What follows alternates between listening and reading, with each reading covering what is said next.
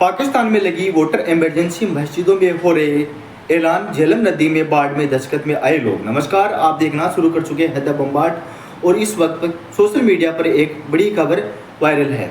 पहलगाम आतंकी हमले के बाद भारत में कार्रवाई से पाकिस्तान पर हर तरफ से मुसीबत टूट रही है।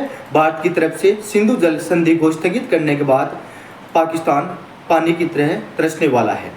इस बीच शनिवार को पाकिस्तानी मीडिया ने एक दावा किया और भारत के बिना किसी पूर्व सूचना में झेलम नदी में अधिक पानी छोड़ दिया, जिसके कारण मुजफ्फराबाद में अचानक भयंकर बाढ़ आ गई है। झेलम नदी से पाकिस्तान के मुजफ्फराबाद के हटिनवाला के इलाके में पानी छोड़ने के बाद स्थानीय लोग इलाका खाली कर सुरक्षित स्थानों पर जा रहे हैं। स्थिति खराब होने के बाद मुजफ्फराबाद प्रशासन ने वाटर इमरजेंसी का ऐलान किया है। अचानक झेलम नदी में पानी छोड़ने से मुजफ्फराबाद में के पास पानी का स्तर तेजी से बढ़ गया है और मस्जिदों में ऐलान पर स्थानीय लोगों को चेतावनी दी जा रही है।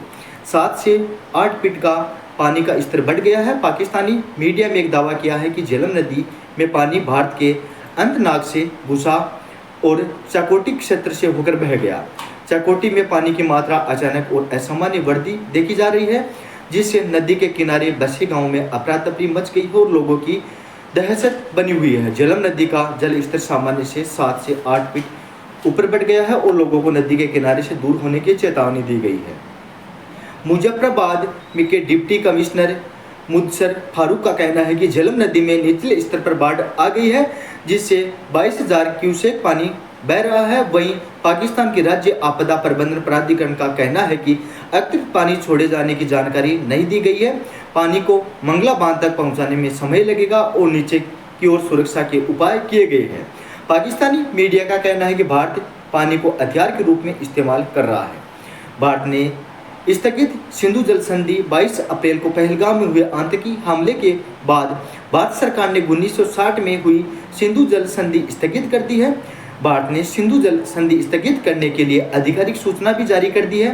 भारत की जल संसाधन सचिव देबाश्री मुखर्जी ने अपने पाकिस्तानी समकक्ष सैयद अली मुर्तजा के लिखे पत्र में जानकारी दी है कि विश्व बैंक की मध्यस्थता में 1960 में भारत और पाकिस्तान में सिंधु जल की संधि की थी।